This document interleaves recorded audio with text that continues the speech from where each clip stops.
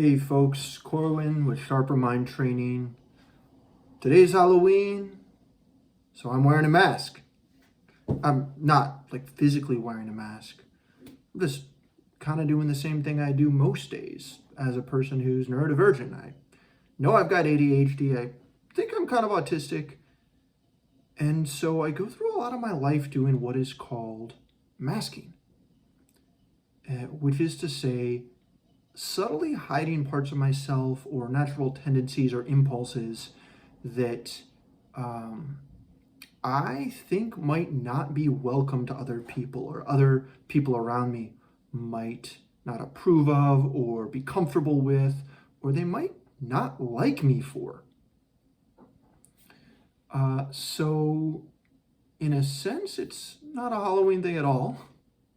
But the term was too perfect to pass up the opportunity to talk about.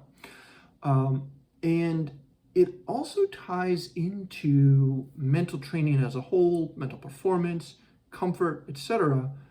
Because the more we mask, the more we are cutting off parts of ourselves from being out in the world. And the more we can let ourselves fully and comfortably exist in the world, it kind of helps us to relax and bring our full attention, focus, energy, etc. into whatever we're doing. So let's say I go to a competition and got a little bit of stress because it's a competition. And then I'm also trying to hold in parts of myself. That's more work. That's more stress I'm putting on myself. I'm reacting out of fear, out of worry about what other people might see or what they might do when they see some part of me. And that kind of very subtle psychological unsafety or perceived unsafety on my part is going to affect my performance.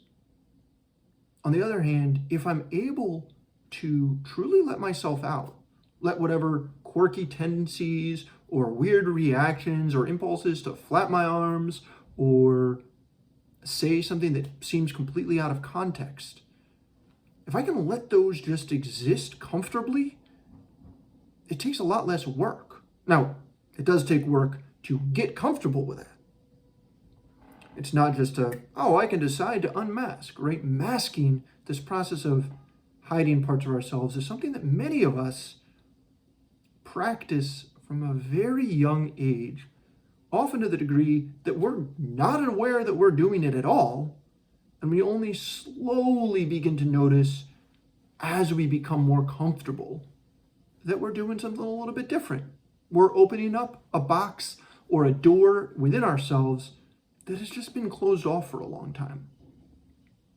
So, both from the perspective of psychological safety and performance, and also just for comfort and happiness,